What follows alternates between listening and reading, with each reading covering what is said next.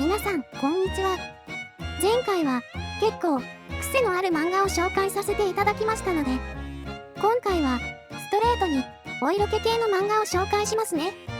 ところで、皆さん、保健体育の先生って聞くと、どんな想像をしますか？現実では結構お年を召した先生だったりしますが、皆さんの理想は美人で色気のあるお姉さん先生じゃないかな？今回の漫画はそんな皆さんの理想を体現したような漫画です。こちらです。武者サブ先生の先生で〇〇しちゃいけませんです。こんな先生が本当にいるのかというと、現実はそうそう甘くはないですが、せめて漫画の中だけでも美人先生に保健体育を教えてもらいたいですよね。それでは内容の紹介です。主人公は高校で保健体育を教えるゆいちゃん先生。美人で胸が大きくスタイル抜群で優しく、男女問わず生徒に人気というまさにパーフェクトな先生です。その色気は思春期の男子には特に刺激が強いようで、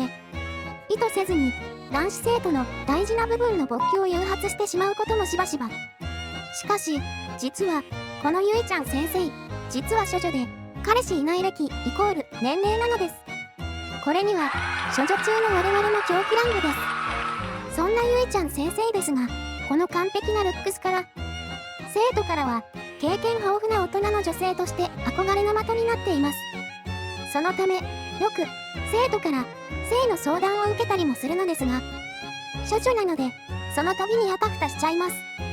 でも先生としての威厳を保つため、必死に処女であることを隠し、頑張って勉強した性の知識で生徒を優しく導きます。こんな先生に性の相談ができるなんて、もう毎日行列やろ。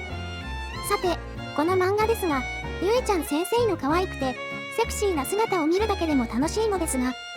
実は性教育の漫画としてもかなりよくできています。この漫画では毎回違う生徒が登場し、それぞれ違う悩みや問題をゆいちゃん先生が解決していくのですが、その都度ちゃんとした性の知識を分かりやすく解説してくれるため、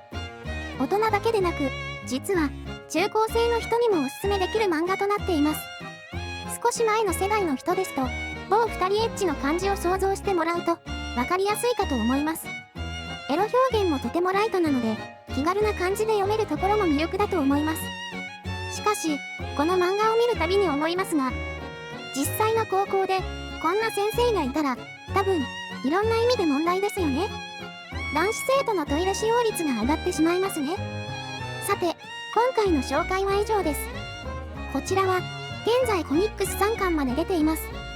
スマホアプリの漫画ワンでも読めますので、気になった方は見てみてくださいね。それではまた次の動画でお会いいたしましょう。ご視聴ありがとうございました。